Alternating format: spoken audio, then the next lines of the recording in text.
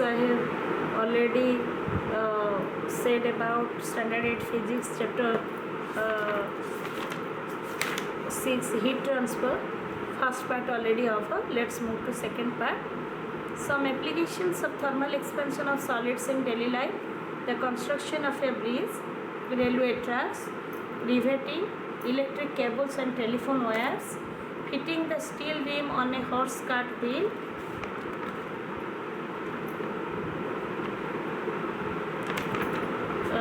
glassware used in kitchen, pendulum of a clock is made of invar, loosening of glass stopper or a metal screw cap, cracking of thick glass tumbler. Few let me briefly describe, and others let you see how to show the thermal expansion in daily life. Let's describe construction of a bridge. As you might have seen, the bridge which is been when it is being constructed, it is never built up on a two pillars. One side it is fixed to the pillars, and other side there is a roller, because it is supported on rollers, so that if there is any rise or fall in temperature during summer or winter, then the girder may expand or contract without affecting the pillar and the bridge. Then come to railway tracks. In railway tracks, basically it is made up of steel. So while laying the railway track on wooden or concrete plank, a small gap is left between the successive lengths of a rail.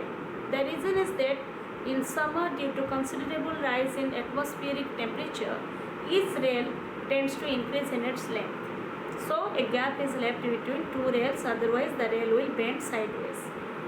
Then come to riveting. For joining two steel plates, they are placed one above the other and holes are drilled through them. The rivets, means small steel rods, are heated red hot and then they are inserted in holes of the plates. On heating, the rivets become soft, so their ends are easily hammered as heads. Now the rivets are allowed to cool. On cooling, they contract, but they cannot regain their original size as they have been hammered, so they bring the plates closer and firmly grip them together, making the joints waterproof or steam-proof. Such riveting is used in joining steel girders, boiling plates, etc. Then come to electric cables and telephone wires. As you know, electric cables or telephone wires, they either sag in summer and they tied in winter due to contraction and due to expansion. So in winter, when there is temperature being cooled down, then due to contraction, if you are fitting the electric wires or telephone wire in summer, then you have to little bit keep the wire loose, because in winter it will be tightened, and so there will be coming to the original length, and there should not be any breakup of the wires. If you are fitting the wire in winter season, then you have to keep it tight, because in summer, due to increases of temperature, it will be looser. So to avoid the any accident overheaded of the people, you have to fit the wires according to the seasons. Then fitting the steel rim on a horse cart, or even you might have seen in village the bullock cart. There are two wheels in bullock cart or horse cart. Then it is made up of wood. Just the rim of the wood is made up of iron. Then the iron rim, which has to be first to be heated up to red hot. Then it has to be placed above the wooden wheel. Then leave it for some time to cool down, or pour some water on it. Then after that it will be fitting to the wooden wheel, because that time it will be diameter of the rim and the wooden cart, wooden wheel will be same. So it will be fitted tightly on the wooden wheel. Next, many applications are there. Then come to thermal expansion in liquid. There is an experiment. Take an empty bottle with a tight fitting cork having a hole drilled in inside its middle, a drinking straw, 2 bricks, a wire gauze and burner. Fill the bottle completely with water and add few drops of ink in it to make it colored for easy contrast. Fix the cork in the mouth of the bottle and pass the drinking straw through the cork. Put some molten wax around the hole as to the avoid of leakage of water. Pour some more water into the drinking straw so that water level in the straw can be seen. Mark the water level in the straw. Place the bottle on the wire gauze kept over the 2 bricks. Heat the bottle using a burner. Look at the level of water at the straw. You will notice that as the water is heated more and more, the level of water in the drinking straw rises. This shows that water expansion heating. Then thermal expansion of liquid by molecular motion. When in liquid exactly, the molecules are free to move anywhere within the liquid. When a liquid is heated, the average kinetic energy of its molecules increases. As a result of its molecules begin to move more vigorously, thereby increasing the intermolecular separation.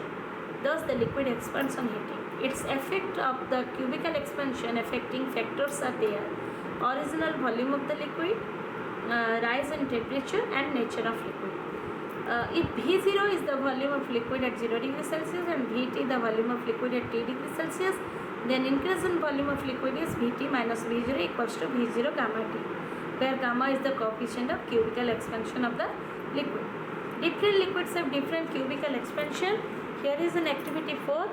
Take 4 identical glass bottles, each fitted with a narrow glass tube. There is a narrow glass tube. Within that, there are 4 glass bottles kept over it. Within it, throw a cork at its mouth. Every glass bottle have cork in it. Fill them up to same level with different liquids. Water in one, kerosene in another one, alcohol and benzene. Place them in a common water bath containing boiling water. After some time, you will notice that the different liquid rise to different levels. Benzene expands the most, then alcohol, and kerosene water expands the least. Means their density changes from one type of liquid to another type of liquid, and their coefficient of cubical expansion also different. Here is the table: mercury, paraffin oil, turpentine, ethyl alcohol and benzene. Their coefficient here it is mentioned. Then come to application of thermal expansion of liquids in daily life. Mercury is the shiny liquid. It is kept inside the thermometer. Even it's a sensible liquid. When the bulb of thermometer is kept in contact with a hot body, mercury expands. The level of mercury rises in the capillary tube. The tube is graduated to read the temperature. For each degree rise in temperature, mercury expands by the same volume.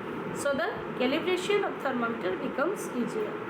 Then come to thermal expansion in gases. Gases also expand when they are heated. Gases expand much more than liquids and solids. Like liquids, gases do not have a definite shape, so they also have only the cubical expansion. Activity 5 depends on thermal expansion of air. Take an empty bottle. Actually, the empty bottle contains air. Attach a rubber balloon to its neck. Initially, the balloon is deflated. Place the bottle in a water bath containing boiling water, which heats the air contained in the bottle. After some time, you will see that the balloon gets inflated. This shows that on heating, the air enclosed in the bottle expands and fills the balloon. Hence, the balloon gets inflated. Thus, air expansion heating. Explanation of thermal expansion in gases by the molecular motion. In a gas, molecules have more intermolecular spacing amongst them. On heating, the average kinetic energy of molecules of gas increases and they begin to move violently in all space available to them for motion. As a result, the intermolecular separation further increases, so they expand. Variation of density with temperature. When a substance is heated, its volume increases while its mass remains same. As you know, density is the ratio of mass to unit volume. So, the density of a substance is the ratio of mass to its volume decreases with the increase in temperature.